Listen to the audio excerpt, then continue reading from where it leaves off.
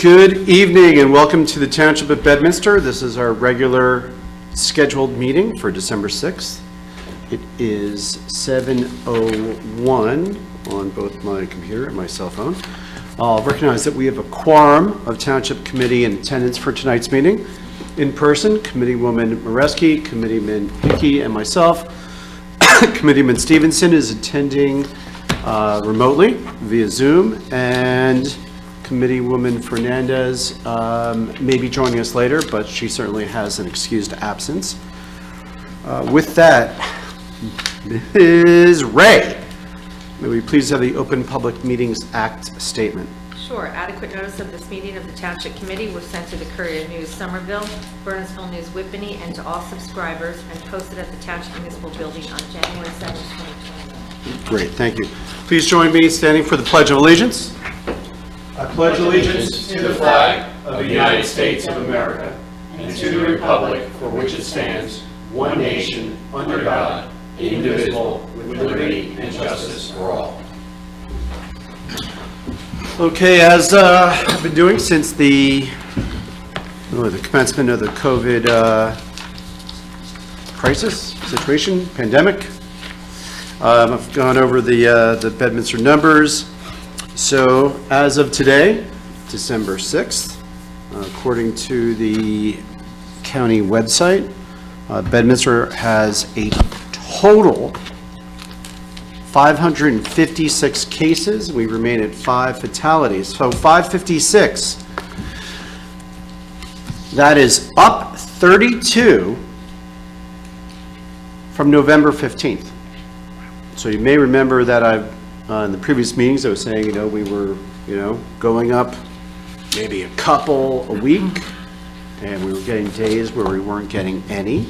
We're still getting some days where we're not getting any, but we're also getting days where we're getting 3, 4, 5.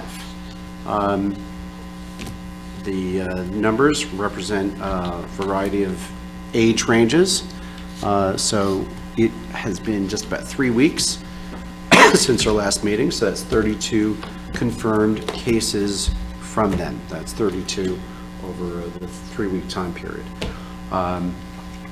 Once again, this is just cases, total PCR, that's laboratory confirmed COVID cases from the inception of the pandemic when they started tracking the numbers. We don't know if those are symptomatic numbers. We don't know if those are repeats. I don't know the breakdown between vaccinated and unvaccinated. I will tell you that in talking to a number of physicians, talking to someone this weekend, a Bedminster resident who is at Morristown Memorial Hospital. Right now they've got about 30 COVID patients in the hospital, and of those 22 were unvaccinated, right? So the vast majority of the positives, at least from the hospital, certainly from the hospitalization, are from the unvaccinated community. So once again, anything that we can do to encourage vaccinations, certainly not a guarantee against getting a positive case or coming down with symptoms, but certainly does reflect in the numbers that the vaccine is having a positive impact on getting COVID, as well as being in a position that we need to go to a hospital. So we'll continue to encourage vaccinations from our standpoint. I would give an update on the vaccination rates in Bedminster, but the state website is kicking me out for some reason, so we'll just skip that. The only other comment I'd like to make during this one time period is that on Thanksgiving morning, there was a fire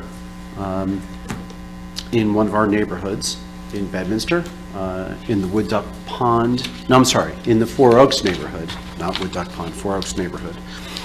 And I want to give a special shout out to the Far Hills Bedminster Fire Department Chief Matt Draheim for the prompt response.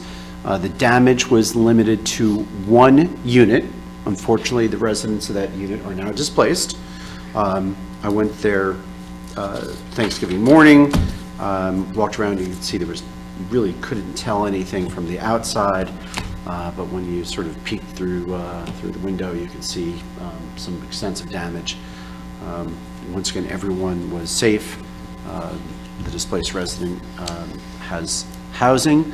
I also wanted to give a shout out to Chris Crowell, our OEM coordinator, who was in contact with the residents. I gave him some information that he then passed on to those residents. All taken care of. Information was delivered, and once again, just a nice job done by those residents. I'm sorry, done by the Far Hills Bedminster Fire Department. So I'm glad everyone was safe. The story that I had heard was if they had been a few minutes later, the fire would likely have spread not just from that one unit, but to other units. So once again, well done by Bedminster Fire Department. Now it's time that we do open up the meeting for public comment. This is the one opportunity for public comment. So if you are participating, well, there's no one here other than Rodney. Hey Rodney, how are you? But there is one member of the public that is participating by Zoom. If the resident is interested in making a comment, take your cursor, scroll down to the bottom of the screen where it says participants, click on raise hand, and Ms. Ray will bring you into the meeting for your public comment opportunity.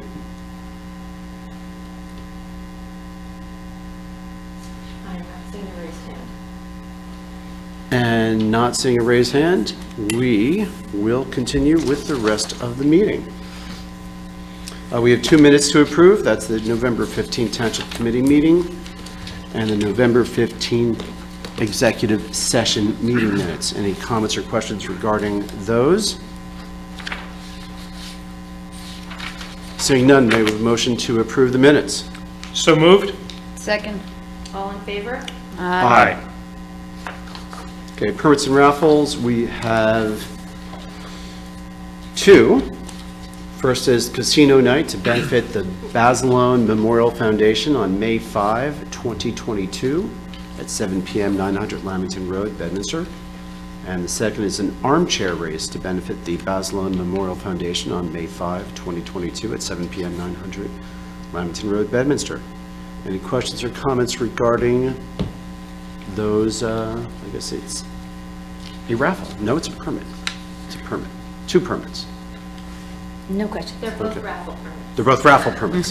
So the permits and The raffles armchair race together. is similar to a pre-televised sports race that people watch and they bet on it, like a casino night. It's part of it, adds to the casino night. All right, well, hopefully it raises money for the Basilone Memorial Foundation. Seeing no questions or comments, motion to approve? So moved. Second. All in favor? Aye. Aye. Thank you. Okay, we'll head to monthly report discussion by subcommittee chair. Committeeman Stevenson, are you in shape to give a report? I don't have any reports tonight. Thank you, Doug, and hopefully you get your voice back soon. And I will try to call on you at a minimum, out of respect for your voice. Committeeman Hickey. Thank you, Mayor. Good evening, all. A couple of quick items. Board of Education. Our Board of Ed meeting last month was quiet and routine, which isn't always the case these days in certain municipalities. On a side note, Miss G is soon to become Dr. G, but told us that she still wants to be referred to Miss G going forward. So, Is Dr. G above Super G? I don't know. Okay. But congratulations to her on that pending degree. Our IT meeting is scheduled this Friday with Ms. Ray and our IT director. And Mayor, do you want me to take this point to talk about the infrastructure meeting I attended a few Yes, weeks ago? please. So I attended a virtual meeting with Congressman Malinowski right before Thanksgiving, who was briefing the municipalities on the newly passed federal infrastructure bill. There's a lot of money being earmarked for highways, mass transit, and rail at the state level, including the Gateway project. There's also money being made available for flood mitigation and lead pipe replacement. New Jersey will also be receiving about $100 million for broadband expansion, but most of that will be going to the service providers.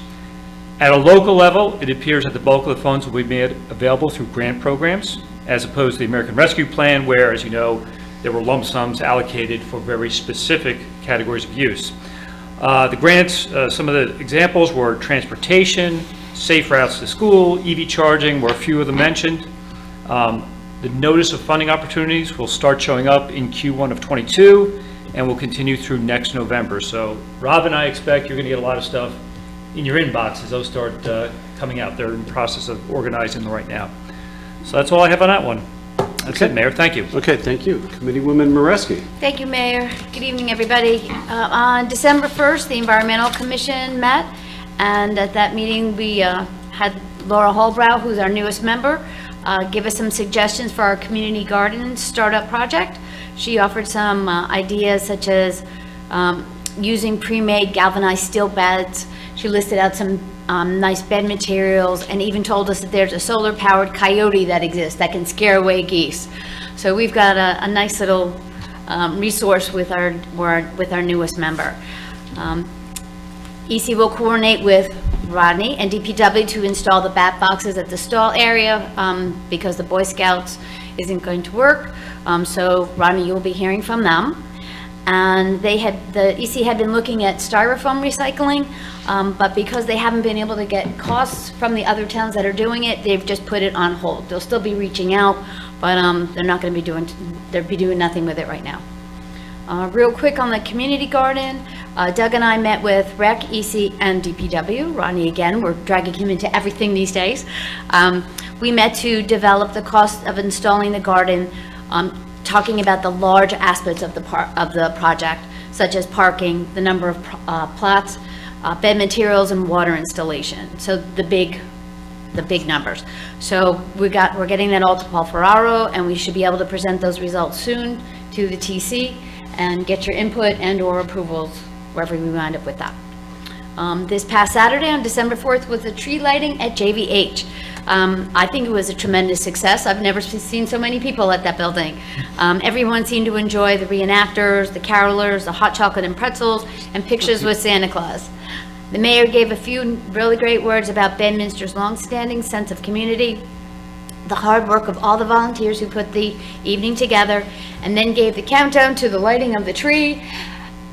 And the tree was beautiful. Not as beautiful as we would have expected, but they will be fixing that in the coming days. And that's all I have. Great. I'll just want to second that thought about the JVH and the attendance. The attendance was tremendous. So the field to the left of JVH was full. The field next to the dog park was... You mean the parking lots? Yes, the parking lot was full. The parking lot by the dog park was full, and cars were parked up on the along the driveway heading up to the dog park. So it was well attended. Great to see a lot of Bedminster residents of all ages out. It was one of the things I think we noted, that you had older residents, kids out there, and it looked like there were some teenagers and some 20-year-olds who just showed up, you know, without kids and just wanted to be there, and it was a great event. It was a good opportunity to showcase JVH, so well done in getting the word out and promotion there. So I'll go through some of my stuff. Farmers Market. This Saturday is the last Farmers Market of the season, so December 11th. Hoping for a big blowout. We have our food truck, Testo Pizza will be there, a lot of our vendors will be there, and they still have produce, they still have local sourced meat, dairy, eggs, cheese, and a lot of the vendors are also putting together gift packages for Christmas and holiday gifts. So if folks are looking to support local vendors, come on out. This is the last opportunity for the farmers market. So Can I that's give you December money? 11th. Yeah, yes, you can give me money. That is a fairly. I hate not being there. Oh, I want to spend at the give you a farmer's Christmas market? list for me I and thought I was- money and have you deliver it like Uber. okay, I thought you were just offering me Oh, money. But, no, I don't think we're allowed to do that. well, So I can always help you purchase stuff there, for sure.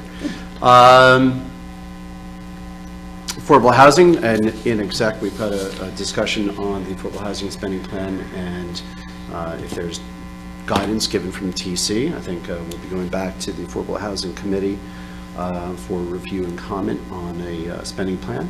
So that's been in the works for a while, so we'll have a discussion later tonight.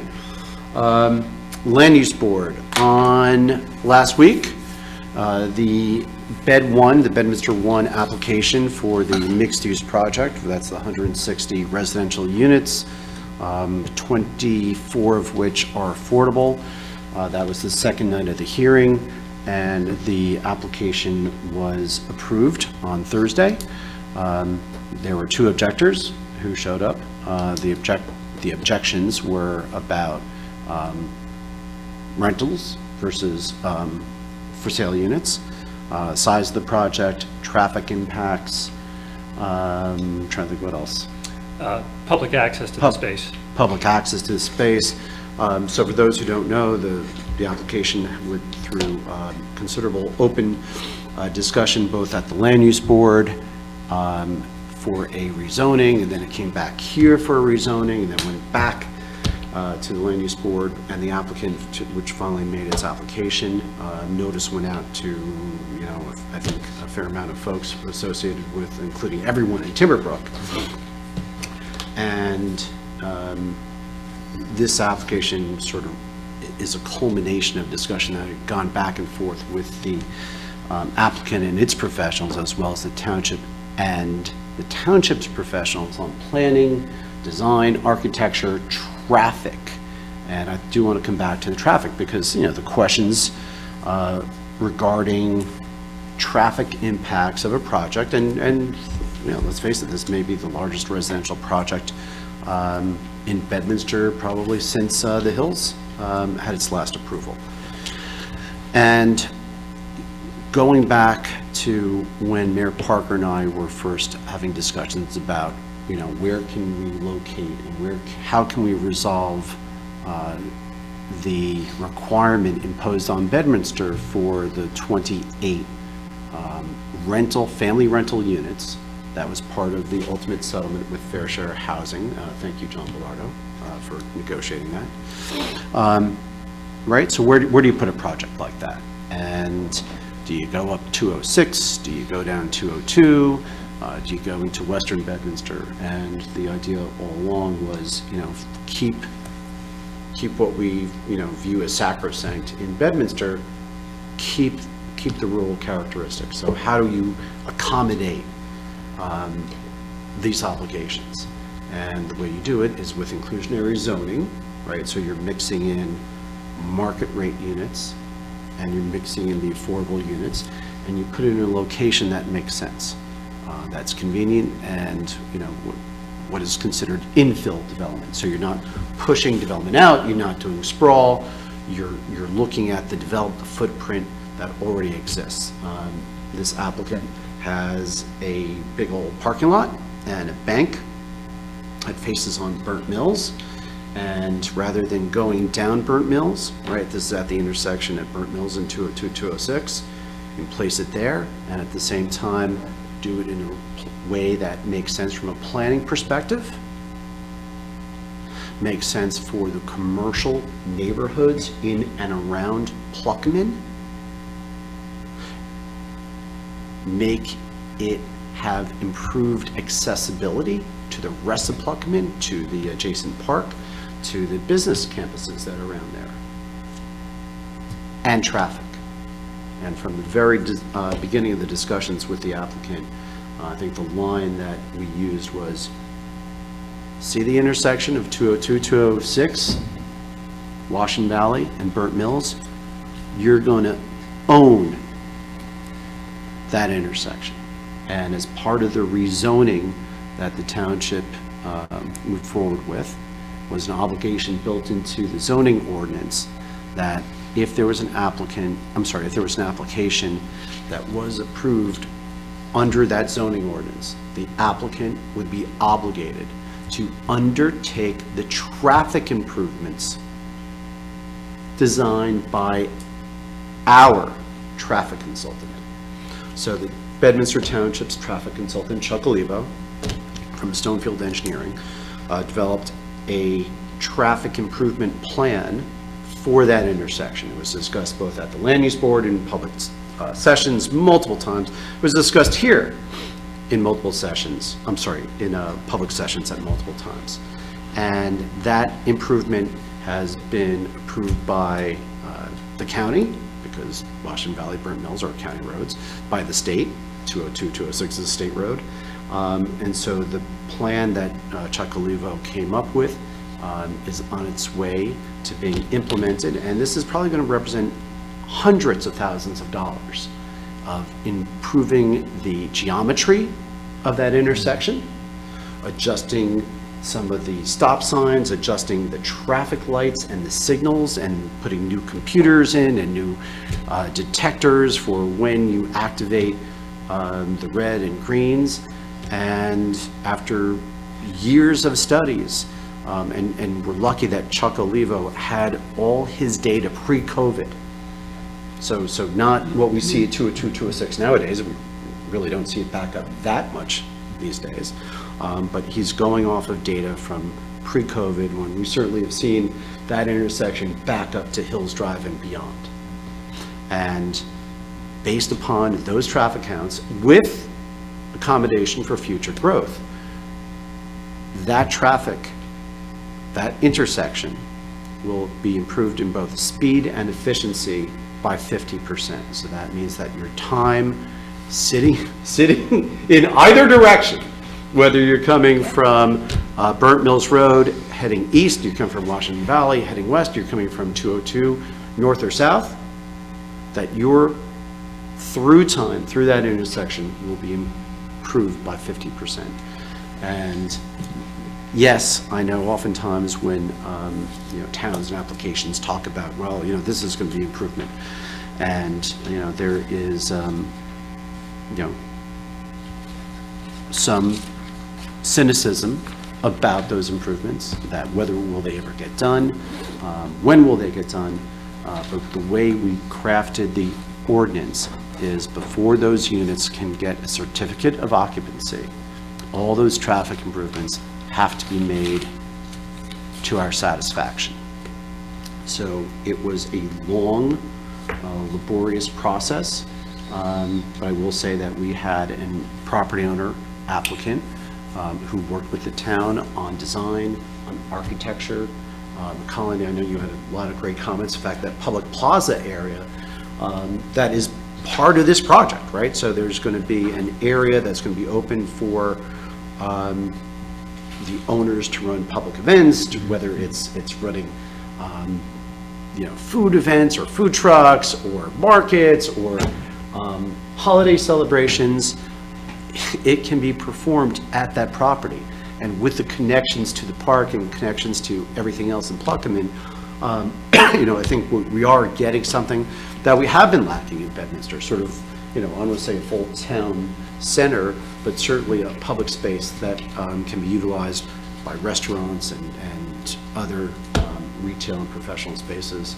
I believe the plans are still up on the town website, and so anyone who's curious to see what this project is going to look like, please go ahead and go to the Land Use Board site of the Township website, and you'll see all that information there. And then once again, that was the Bedminster One Care E-application for Burnt Mills.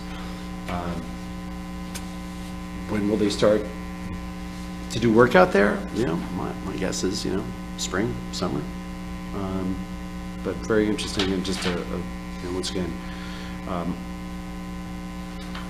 the Land Use Board did a great job in doing what they're targeted with doing, which is planning.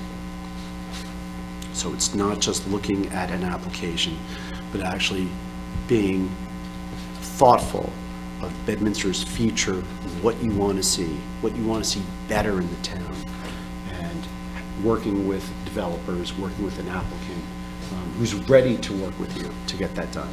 So once again, it was a long process, but I believe that the project that we ended up approving is a much better one than it started with, and certainly what it could have been had there not been such engagement. So thank you for everyone involved in that. Land Use Board, we have a meeting this Thursday. At this week's meeting, we'll be considering the municipal self-assessment in support of plan endorsement that was put together by our township planner, Frank Banish.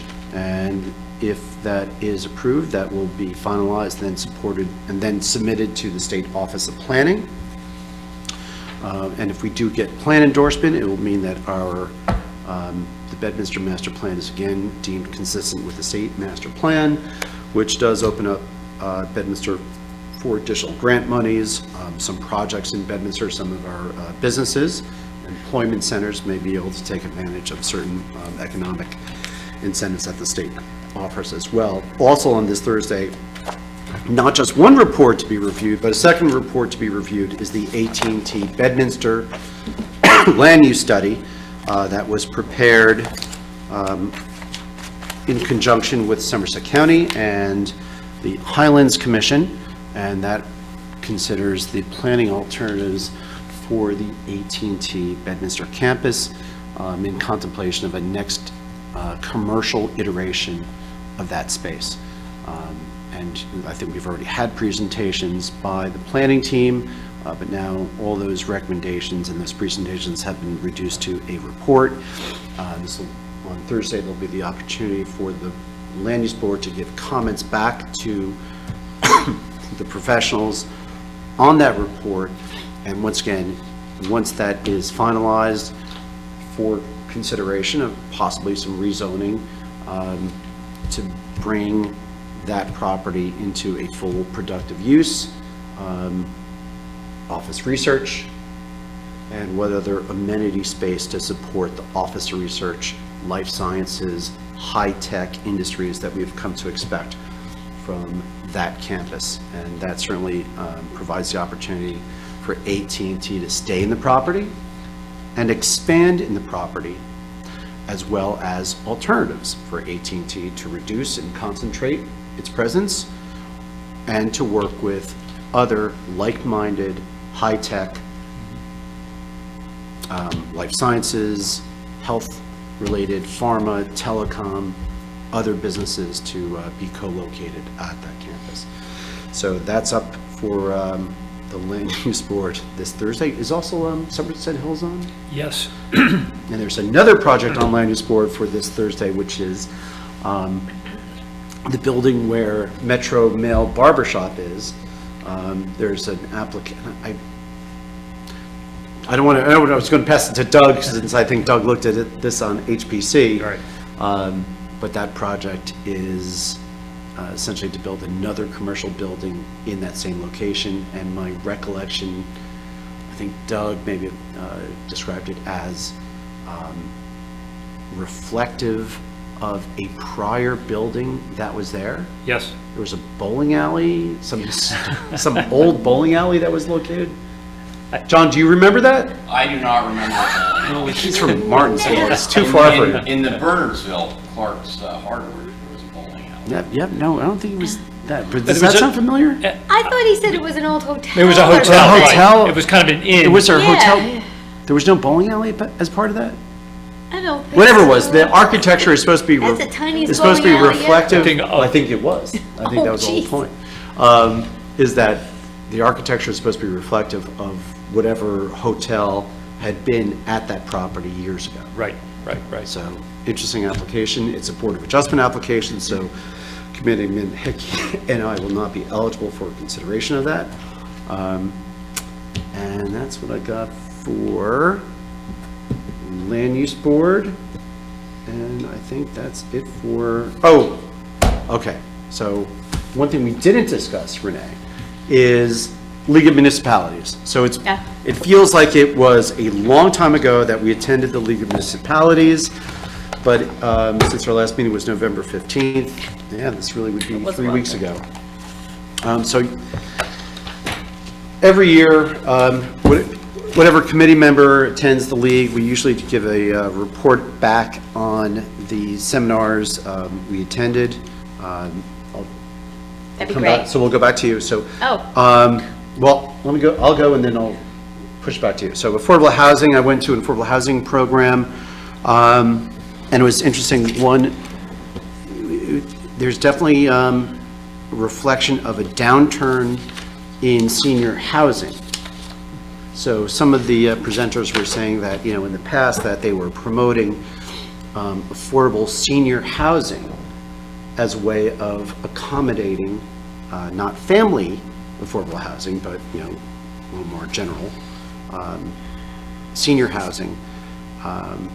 And some of the presenters said that they've definitely seen that they built out these senior affordable units, and the way the rules read is, you're supposed to have a certain number of 1 beds, a certain number of 2 beds and 3 beds. And they said, look, for senior housing, 1 bedroom is all you need. You don't need the 2s, you don't need the 3s. And they're saying that, to some extent they were seeing an overbuilding of that product sector, and then obviously the developers then go to look around to find alternatives.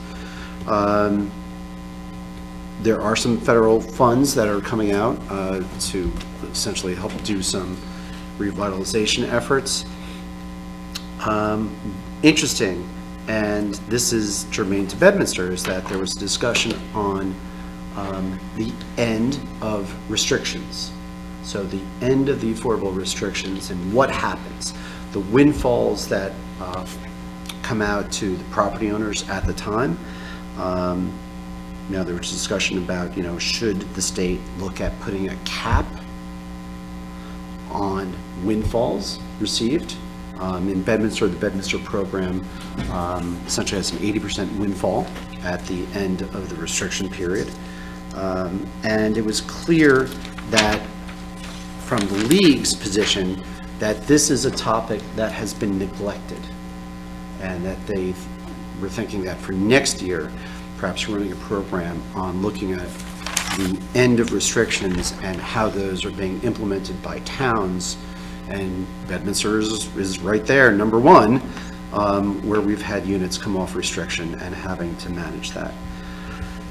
Attended another program where Judith Persicelli, who is the state Commissioner of Health, she talked largely about pushing the vaccinations, talked a little bit about, just as we have a vaccination and COVID dashboard, there's also, she talked about overdose, and there unfortunately has been an uptick in overdoses in New Jersey, so she was definitely focused on that. Then both Renee and I attended a program on broadband, and I'm just going to mention it real quickly and before I push it back to Renee, unless you want me to take it. Just take it. Okay. So there was a presentation on... I know what they're talking about when they talk about it, but I leave this for Colin. So there's a presentation on, here it is, it's a broadband deployment in the National Infrastructure Bill.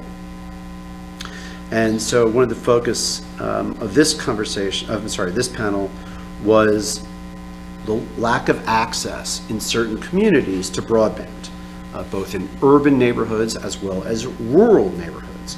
And we certainly know what we're doing up here, and Colin has already mentioned some upcoming meetings to expand broadband and fiber, and certainly the reach in Bedminster as well as Bernards Township, and we're coordinating with Bernards on those efforts as well. But one of the things I thought was interesting was the rural areas. And in Bedminster, we have rural areas that are not particularly well served with broadband connection. And there was one vendor there, a company called... Planet Networks? Planet Networks. Were you there? You there? So Planet Networks is essentially going into, this is what they say, they're going into areas that are underserved, and they're in Warren, Hunterdon, Sussex, and it was interesting looking at the area that they covered. It sort of went right around Pottersville. And Renee and I were in attendance, and there were 2 women off to the side of us, and turns out they were from Tewksbury. and there were Tewksbury committee folk, and we were talking to them about, maybe this is something that we should work together to see if we can't try to bring fiber through this one company into Pottersville, since it's a town that we share with Tewksbury. And it was an interesting conversation. There's certainly entitlements that are going to flow through the state under the American Rescue Plan Act, and there's also funds coming through the Infrastructure Investment and Jobs Act, which provides for, let me get my number here, $42.5 billion for broadband. And there's language in that act that if the states don't take advantage of the broadband funds, that municipalities may apply directly to make those improvements. And essentially, Colin, just as you discussed, probably you coordinate with the vendor contractor, and essentially you make an agreement where they get paid to make those infrastructure improvements in those communities that don't have it. Talking to some of the folks out in that section in Pottersville, it is underserved with broadband, and so perhaps that actually is an opportunity. The thought that we might start seeing money flowing through those two programs by the end of 2022. So, just as you said, Robin, everyone look at their emails for information coming out about these programs, and let's see if there's something we can do. And once again, if this is something that we can work with Tewksbury, Chester, and maybe Washington Township to better serve Pottersville, that's certainly something we could do. And then the other program I attended was on the MEL presentation on annual risk management, and it just gave you the horror stories about liabilities that municipalities face. And there was a 10-question quiz on, was the town deemed liable or not liable? And good Lord, as an attorney, I don't want to tell you what my, no. No one in the room did. Really? Yeah, they were giving real-life examples of where towns or New Jersey Transit or Board of Education, and these were cases all, I think, decided in the last 5 years. And all I got to say is, work with the mill, work with the JIF.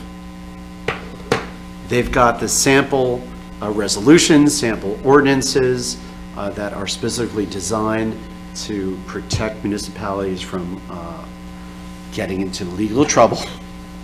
And so I do want to thank all the presenters from the mill who participated and ran that program. So that's what I attended. Renee, anything you want to add from the league? It was just surprising at that program that we attended that there were broadband issues all across the board. It wasn't just like our little towns, it was even some of the bigger cities were having issues. So hopefully this money is going to come to us quickly and we can get that resolved for people who game, people who go to school, people who work, now from home. It's amazing how it's impacting the entire state. Absolutely. And the fact that there's some money available for it is, once again, something that, I know that this board is going to do, that we're going to make sure that we keep our eyes on that. Yep. Just coming back to that risk management, so some quick recommendations. One is safety committee. Not just having a safety committee among staff, but having an elected official participate to give that safety committee a little more credence that the governing body, takes this seriously and gives the staff the ability to say if there's an issue to report it back to the governing officials. Interestingly, accidents by department, and this is just across the state. Public Works 46%. So 46% of municipal accidents, no, any workplace accident, so not just a car, 46% through Public Works, 34% police. Investigation of accidents also was, the MEL encourages active participation by elected officials. When putting volunteers on, the MEL recommends doing not just, a little bit of a background check. So if you're doing volunteers and assigning volunteers to positions, a little bit of a background check. So, and then in my area, environmental risk control, it was go back and check your JIF policy, your joint insurance fund, to see if you actually have the environmental liability coverage. So Rob, I'm not sure if we have that, but you may just want to check to see whether or not we pay for the environmental coverage through the JIF. And with that, What percentage of accidents were at farmers markets? Trying to keep those low, I got John. 46% public works, 34% police. Did Farmers not, market didn't make the top 10. so no, and we've kept it so far. good. That is We've good. kept it safe. So with that, Robin, administrator's report, please. Engineering DPW update real quick. Black River Road construction permits were sent to state about 2 weeks ago. An updated traffic plan was sent last week, so we're just waiting approvals to begin. HR update. We continue working on the personnel policy and procedures manual. It's a huge job. Rolling out performance appraisal process, hopefully by the end of this week with department heads. We also conducted interviews for 2 full-time violations clerks this week and last week. I should say last week because today's Monday. IT, Colin actually mentioned this earlier. We have our monthly touch base on Friday to discuss IT strategic plan for the next 2 to 3 years, 2022 department needs, and capital requests for 2022. For sewer utility, we prepared and submitted an application for the Somerset County American Recovery Plan project funding initiative. The project is for the rehabilitation of the Miller Lane pump station. Hopefully, if we are awarded, the project will address some deteriorating equipment and operational conditions, upgrade safety conditions, as well as address infiltration to mitigate overflow, and hopefully provide an overall more reliable service to end users. And just some miscellaneous items. I did reach out to Somerset County Department of Health about the possibility of conducting another COVID clinic here. I'm still waiting to hear back from Ben Strong. I know that was, they liked being here. Their clinics were very successful, so I reached out again. I attended a budget seminar, which I found very interesting. Finding money in all the right places. It was very informative about some process changes that are coming for 2022. Did address the American Rescue Plan. Still no guidelines. Everybody's feeling the frustration. And they did discuss, how to deal with your funds if you're relating to loss of revenue. Right. Municipalities for American Rescue Plan, and some local finance updates. Just today, some employees, today and last week, completed several training classes as part of our joint insurance fund and safety committee compliance. The one we saw today was public building security, and then was automated external defibrillator awareness. We do have one here in the building. Not everybody knew that we had one, so it's good that we had that program. Rave department training links, including OEM, will go out later this week. The appropriate departments have been given all their instruction manuals. Rave flyers will be distributed through all channels this week as part of our transition from Nixle to Bedminster. And that concludes my report. Great. Anything from the league that you want to discuss? Most of my classes were focused on registrar Okay. training as well as clerk's training. I did attend, which was my favorite session, the very last day, was on the motion picture industry for New Jersey and tax incentives that are offered to these production companies that come into the state, as well as they have sample resolutions to give us guidance, which I wish we had had. Right, On right, the right. last film, they did mention us. We were mentioned as Oh, really? one. they said, they've just been wrapping up a film in Bedminster, and so that was interesting. And they just encourage all the municipalities to submit a promo package to the New Jersey Motion Picture Commission that's run by the state, so that you can encourage more traffic to your municipality. That's great.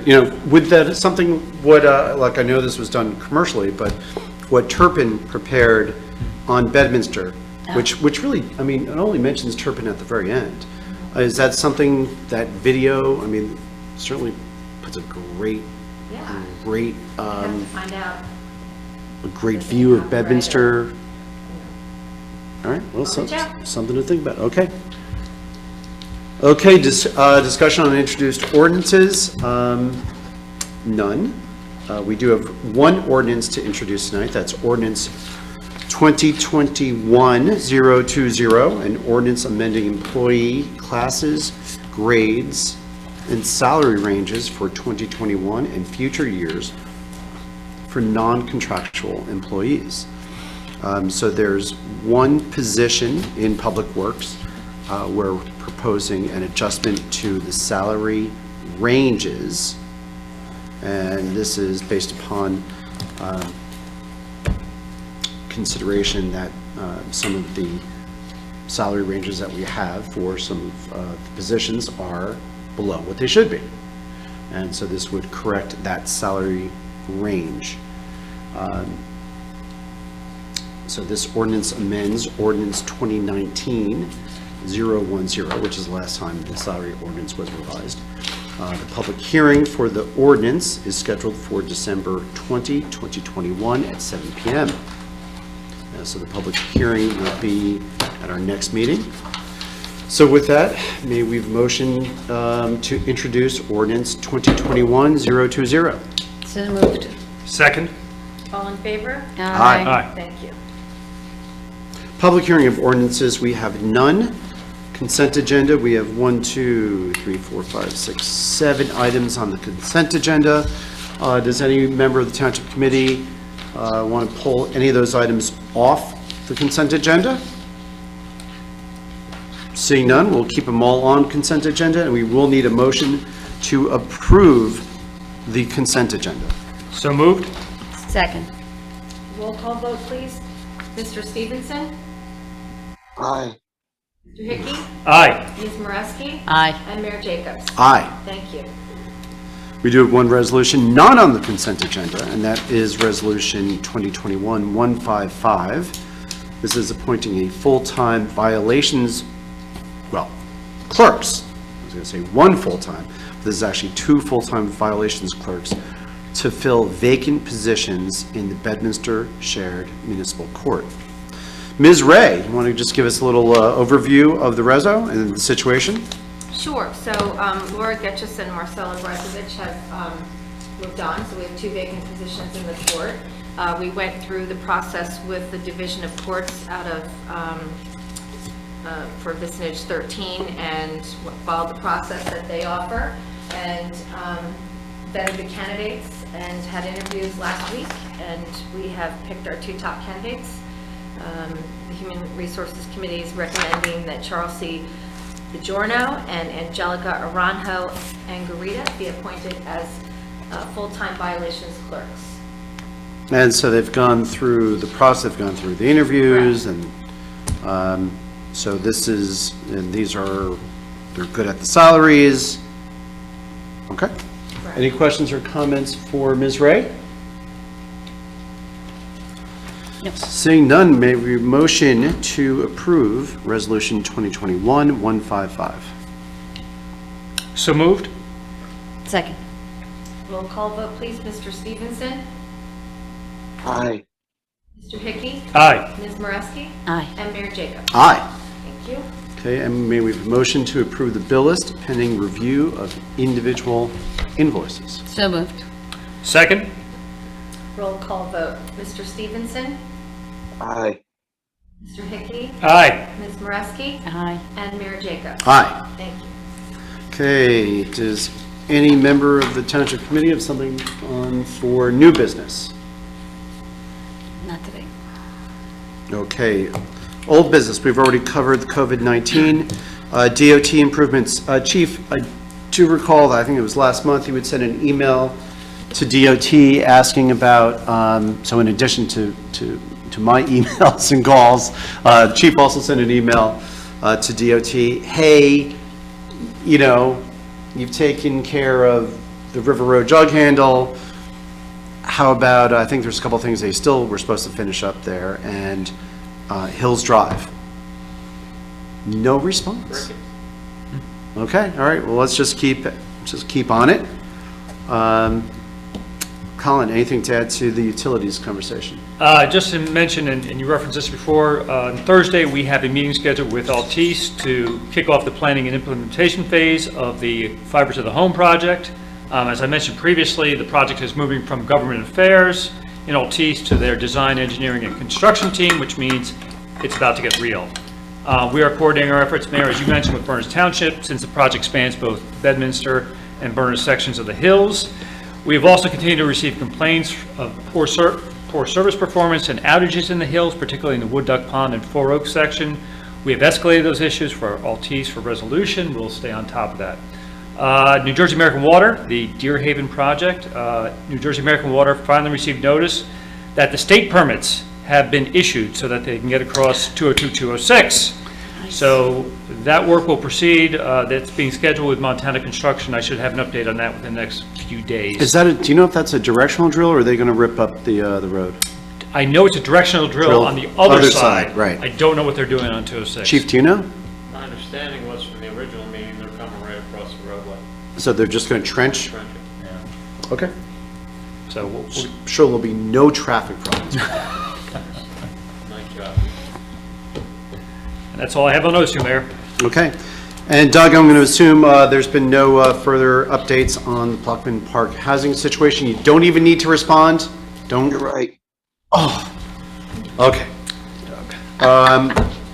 With that, let's move to Township Committee comments. We do have an executive session, and we may be taking formal action after the executive session. So if you're a member of the public, and you want to see what action we do take, you're more than welcome to stick around. So let's start with Township Committee comments. Doug, you don't have to say anything. I'll pass. Thank you. Committeeman Hickey. Mayor, I have no comments. Thank you. Committeewoman Moreski. I can't let him get away with that. So I just wanted to say that I'm so excited to see the residents attending the tree lighting, and I just hope Bedminster will continue to develop programs like this and the farmers market, so we have places and events for us to attend as a community. Great, thank you. All I got. And I'll just remark that it's December 6th.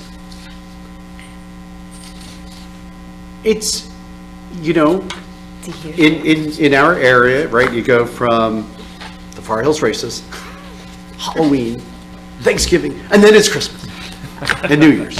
So things are moving fast, and you know, it's Bedminster looks great for the holidays, and I just wish everyone a safe and happy holiday season. We will obviously be meeting. We probably have at least one regular township committee coming up on the 20th, and we will probably do an end-of-year bill paying session. So we do have two meetings coming up.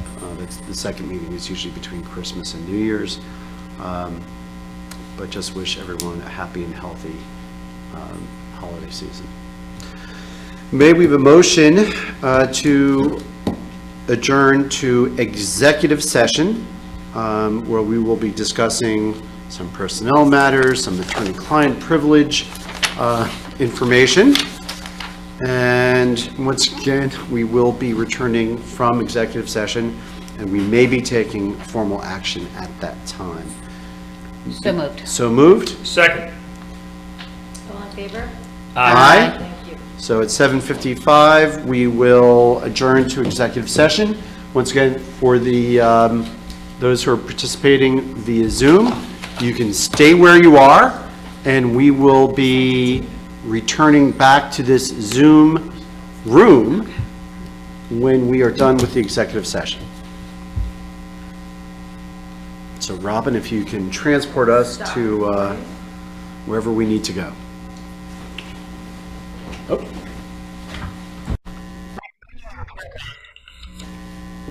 Okay, it is 10:25 and the Township Committee is back in regular session, and we have adjourned from executive session. And we do have one resolution to consider, which is Resolution 2021-156. This resolution authorizes the extension of the probation period for Police Officer Jaron Mann. May we have a motion to approve Resolution 2021-156? So moved? Second. Roll call vote, please. Mr. Stevenson? Aye. Mr. Hickey? Aye. Ms. Moreski? Aye. And Mayor Jacobs? Aye. Thank you. And with that, that concludes everything that is on our agenda for tonight's meeting. May we have a motion to adjourn? So moved. Second? All in favor? Aye. Thank you and good night. No. Thank you. Good night, Doug. Bye, Doug. Feel better, Doug? Thanks. See ya.